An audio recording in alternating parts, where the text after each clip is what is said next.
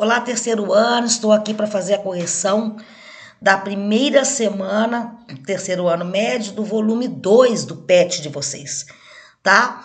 É um assunto muito interessante, que é a Primeira Guerra Mundial. Vamos tentar aqui explicar e fazer a correção dentro do possível, tá? Vamos lá, então. Vou abrir os slides aqui. Vamos lá. Então, Primeira Guerra Mundial, a Grande Guerra. Então, vamos lá. Fique por dentro dos conceitos. Dois conceitos importantíssimos de saber nesse período, tá? É o imperialismo, que foi uma política de expansão e domínio territorial, cultural e econômico de uma nação dominante sobre outras. Então, países que se enriqueceram e que começaram a dominar outras nações. Ok? Os primeiros exemplos de imperialismo que a gente pode ter na história seria a expansão territorial do Egito Antigo, né, as conquistas da Macedônia, de Alexandre o Grande, Grécia, o Império Romano, né, que conquistou grande parte do mundo. Então, o imperialismo é esse, ele vem expandindo, dominando e o quê? Incrementando a sua cultura sobre a outra. Alguns até incorporam a cultura, né? Alguns, o Império Romano incorporou muito questões da Ásia, incorporou elementos gregos, enfim, há uma incorporação em alguns impérios, mas na realidade a maioria é tudo para dominar e impor a sua cultura. Impor a sua cultura e o seu domínio econômico e exploração, tá? Guerra de trincheira, gente, também um outro conceito muito importante na Primeira Guerra Mundial, que deriva de trincheira, que é um termo italiano. O conceito permite mencionar um buraco que os soldados escavam na terra com vista a protegerem-se dos ataques inimigos. A Guerra de Trincheiras alcançou seu expoente máximo na Primeira Guerra Mundial. Bem, vamos mostrar aqui como é que os soldados ficavam.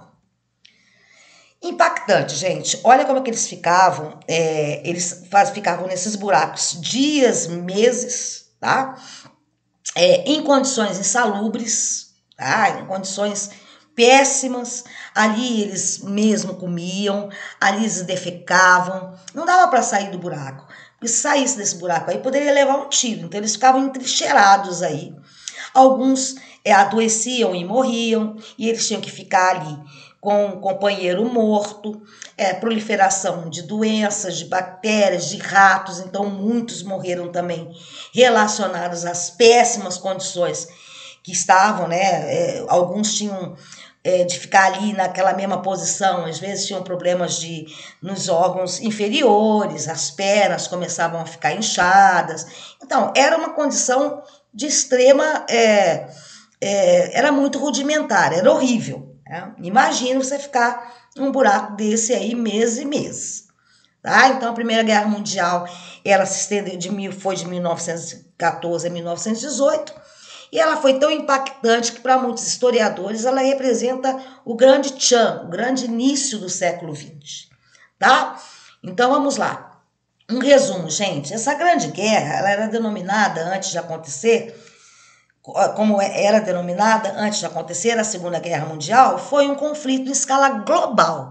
Tem que pensar, a Primeira Guerra Mundial foi o globo, vários países, vários continentes. Começou na Europa e envolveu os territórios coloniais. Tá? A Grande Guerra aqui, primeiramente, não sabia que ia ter uma segunda. Então, primeiramente, ela foi conhecida como a Grande Guerra. Depois que houve a Segunda Guerra Mundial, que foi uma consequência dessa Grande Guerra, ela acabou ficando conhecida como a Primeira Guerra. Bem, espero que nós não tenhamos a terceira, né? Bem, dois blocos enfrentaram-se aí. Eram os países, né, que eram oponentes. Então, tinha a Tríplice Aliança, que foi formada pela Alemanha, Áustria e Itália, e a Tríplice Entente, formada pela França, Inglaterra e Rússia. Lembramos, quem venceu essa guerra aí foi a Tríplice potente, tá? França, Inglaterra e Rússia. E a Alemanha saiu destroçada dessa Primeira Guerra Mundial, tá? Essa contenda, né, esse conflito envolveu 17 países dos 5 continentes, como Alemanha, Brasil, Áustria-Hungria, Estados Unidos, França, Império Britânico, Império Turco Otomano, Itália, Japão, Luxemburgo, Países Baixos, Portugal, Reino da Romênia, Reino da Sérvia, Rússia, Austrália, China, então todos os lugares. E lembrando também que depois da Primeira Guerra ela foi tão impactante, né, que ela redimensionou o mapa, né? O mapa foi redimensionado, alguns países deixaram de existir, por exemplo, o Império Austro-Húngaro, o Império Turco-Otomano, então foi redimensionada, tá? Deu uma modificação até no mapa do mundo, né? No mapa europeu ali, porque como ela envolveu vários países, então ela mexeu nesse contexto aí de novos territórios e países que acabaram, né? Então, olha a importância dessa guerra. Ela deixou 10 milhões de soldados mortos e outros 21 milhões ficaram feridos. Feridos, sem perna, sem braço, em cadeiras de roda, em muletas. Então, ela foi bem forte nesse sentido e acabou abalando muito psicologicamente. Os soldados da Primeira Guerra ficaram muito abalados, porque ela foi muito dura, né? Teve muita morte, né?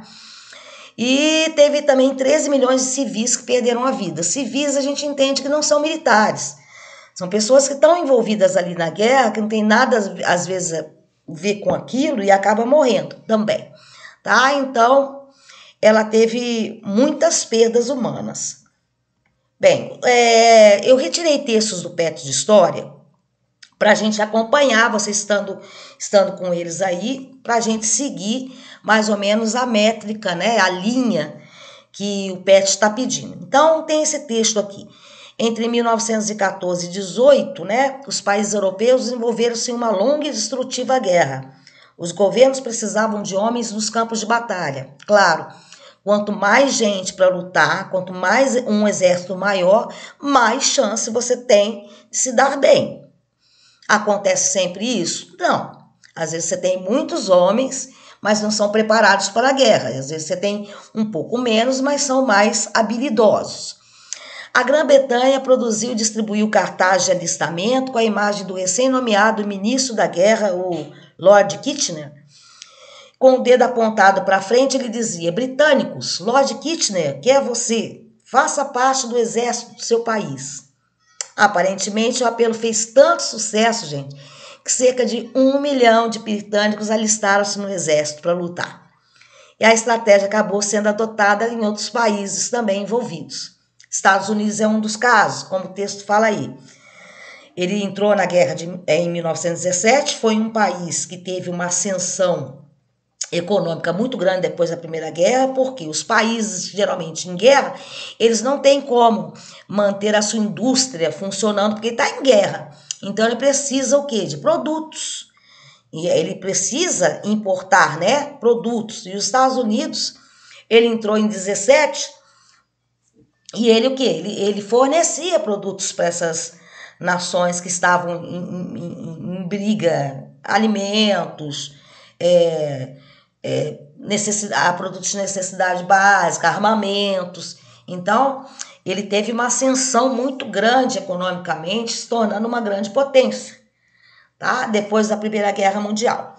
Então, eles também participaram, imprimiam cartazes também com a imagem do tio Sam lá, e o tio Sam dizia que queria, eu quero você para o exército dos Estados Unidos. E os cartazes de alistamento pareciam cumprir também esse efeito desejado. Estimulava que as pessoas, que os milhares de homens, né, para ir para os campos de batalha desse conflito. Por sua enorme proporção, ficou conhecido como a Grande Guerra, depois como Primeira Guerra Mundial. Então vamos lá. Atividade 1. Fala muito da época de 1900, que é a Belle Époque, né? O texto fala: que orgulho de ser burguês e que orgulho de ser europeu. Deixa eu tomar só uma aguinha aqui, gente. Ao redor das mesas de tampo verde de Londres, de Paris e de Berlim, Europa, né? Decide-se o destino do planeta. Poder econômico, a burguesia. Das decisões dos conselhos de administração das principais capitais europeias depende a vida de milhões de seres que não se apercebem de que o seu direito à felicidade se mede nas cotações dos quadros das ruidosas bolsas de valores. A nossa vida hoje ainda é, por exemplo, a gente fala, nossa, o dólar está alto. E o dólar estando alto vai afetar a gente aqui. As coisas importadas vão ficar mais caras. A bolsa de valores está em queda. Isso que afeta o país. Que as ações, elas despencam, elas desvalorizam. Isso não sabe. Então, uma coisa liga a outra. Como fala mais à frente no texto aí.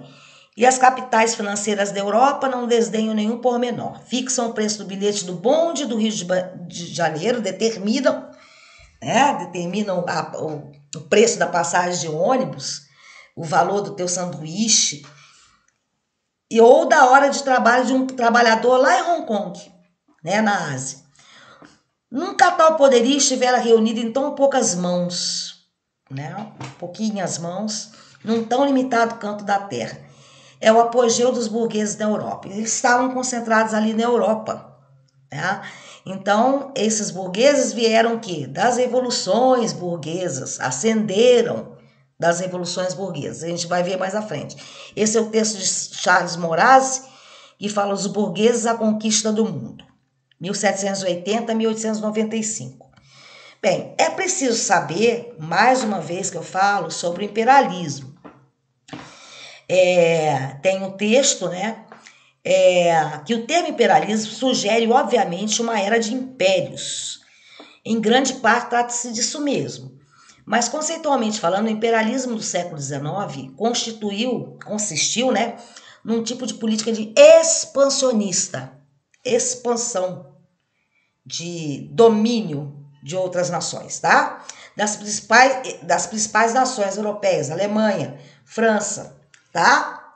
Inglaterra, que tinha por objetivo a busca de mercado consumidor, de mão de obra barata e de matérias-primas para o desenvolvimento das indústrias. 3 pontos aí. O mercado consumidor, a partir do momento que eu domino um povo, eu tenho mais gente para comprar os meus produtos. Tá? A mão de obra barata, vou conseguir, porque eu, de certa forma, eu vou dominar esses lugares.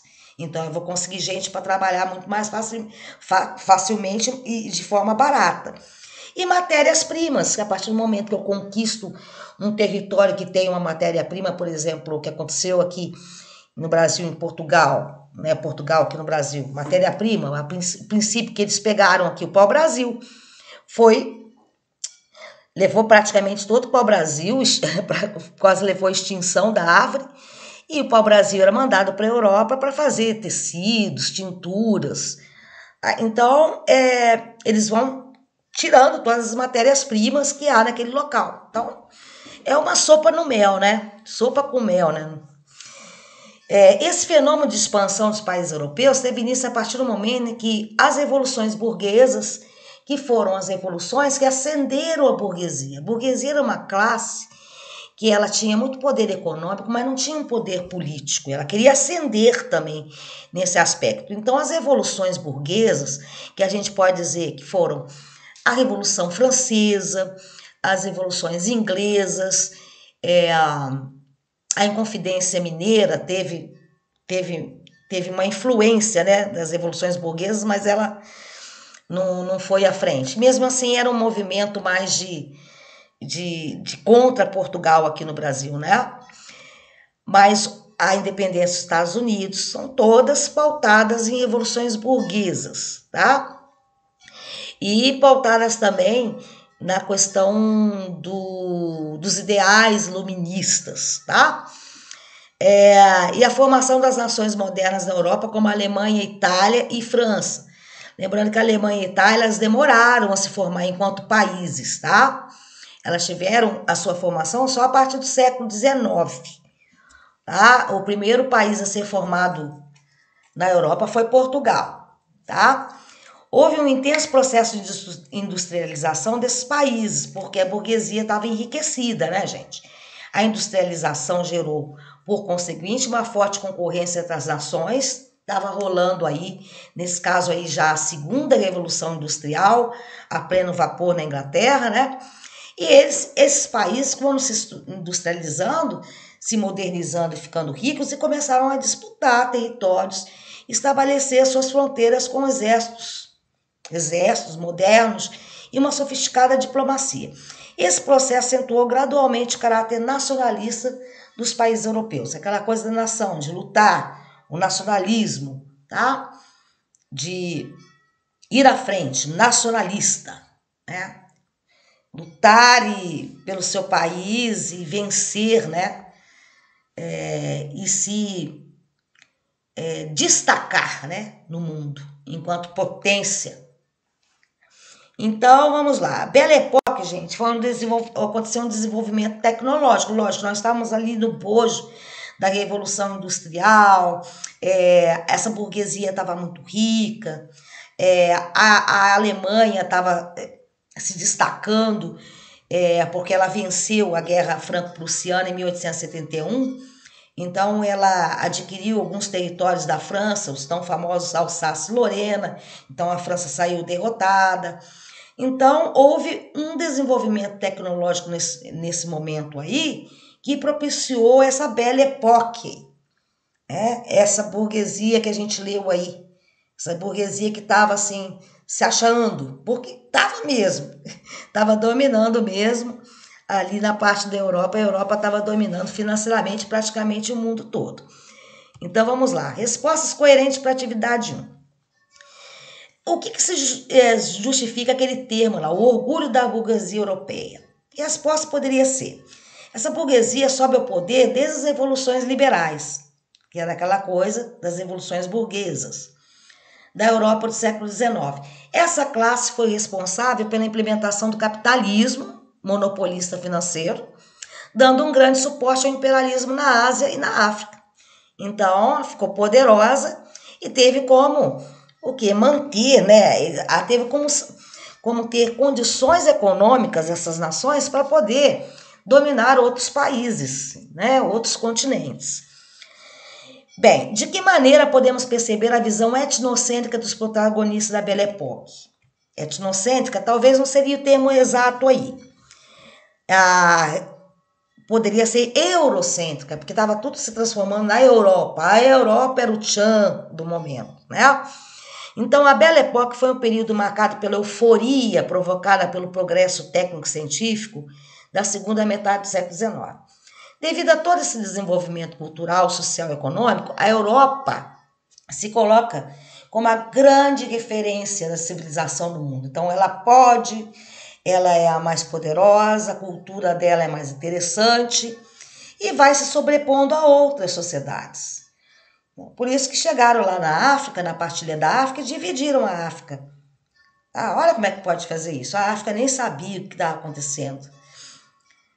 Olha o que fizeram com a África. Esse pedaço é meu, esse fica com a Inglaterra, esse fica com a França, esse fica com a Alemanha, esse fica com a Bélgica. Tá? Então, isso denota uma visão eurocêntrica, que é a minha cultura, o meu poder econômico, e eu chego lá, naquele lugar, e pronto, domino.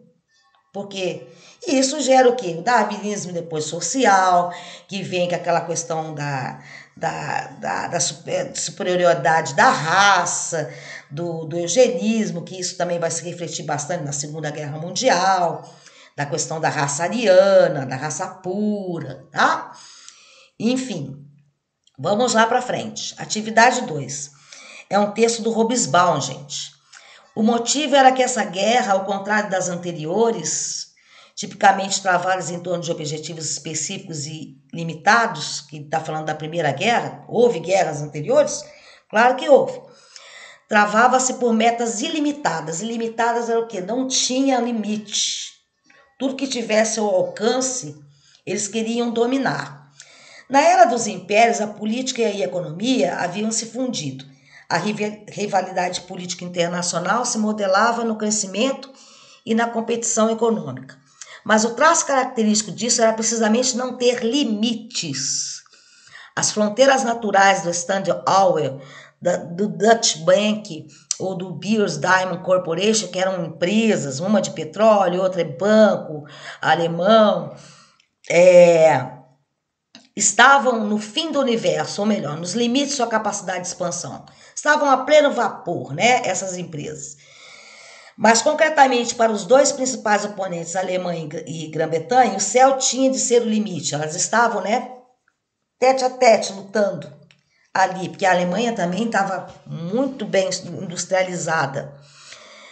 A Alemanha queria uma política, uma posição marítima globais, como a que então ocupava a Grã-Bretanha, porque a Inglaterra ela sempre foi a rainha dos mares, né? É a nação da Revolução Industrial, né? Então ela tem essa questão da marinha inglesa, né? Dominando os mares, e com isso ela acumulou muito capital, né? Acumulação de capital. Então a Alemanha estava querendo disputar isso junto com a Grã-Bretanha, que seria a Inglaterra, com o consequente relegamento de uma já declinante Grã-Bretanha e um status inferior. Era uma questão de uma ou de outra. Uma das duas ia estar no páreo, tá? Estavam disputando ali, ó. Robesbaum, Eric, grande historiador. Bem, as questões da atividade 2. Sobre o texto responde, por que, segundo o autor, a Primeira Guerra travava-se por metas limitadas? Porque a Primeira Guerra Mundial foi a guerra de grandes proporções, enormes, como vocês viram, envolveu 17 países, né? Praticamente o mundo todo. E ela envolvia grandes conglomerados econômicos, disputas pela Ásia e pela África, né? Que eram esses continentes, para novos mercados consumidores, matérias-primas, né? E então ela foi ilimitada, não tinha, né? Foi global. A letra B, de que maneira as potências desenvolvidas do mundo contemporâneo asseguraram a expansão de seus respectivos mercados? Lógico, eles tinham o poderio econômico através de monopólios econômicos e pela supremacia de armas também, que elas faziam armas. Então, nesse caso aí, quando elas não conseguiam vencer na parte econômica, podia vencer também na parte das armas. Ah, eu tenho arma, então se eu não consigo pelo bem, eu vou conseguir pelo mal aí. Então, eu vou entrar porque eu tenho muita arma, eu tenho muito canhão, eu tenho uma capacidade bélica grande, e aí eu posso chegar e dominar o que eu quero, tá? Então, quanto mais eu dominasse, mais eu me destacava. Essas seriam as respostas, né? Bem, gente, o PET foi... pelo que a Primeira Guerra Mundial, ele ainda foi pouco. Mas eu acho que vocês devem ter gostado. Mas já deu para ter uma ideia sobre a Primeira Guerra Mundial, conceituando bem a questão do imperialismo, tá, gente? Dessa ascensão da burguesia, a Belle Époque. São coisas importantes para vocês saberem sobre o que tem por trás. Todo movimento histórico tem, como a gente fala, coisas que estão sendo fomentadas por trás que levam àquele processo, porque a história é tudo processo, é transição, né? Então tudo tem um porquê. Às vezes não, como diz que a Primeira Guerra, ela começou com o assassinato do príncipe, né? Francisco Ferdinando lá. Será que foi o assassinato dele? Não, tinha outras coisas muito mais envolvidas atrás daquilo, tá? Então, ó, fiquem bem, espero que vocês estejam conseguindo estudar, fazer todas as atividades, sei que são muitas, e eu deixo essa frase de Aristóteles: as raízes do estudo são amargas, mas seus frutos são doces. Vocês já estão chegando aí, terminando o ensino médio, já daqui a pouco vocês vão estar formados. Aguenta mais um pouquinho só, que tudo isso vai passar. Daqui a pouco vocês já estão recebendo o diploma de vocês. Ó, um beijo, fiquem com Deus, tá bom? E a semana que vem a gente volta para a correção da segunda semana, se Deus quiser. Beijo.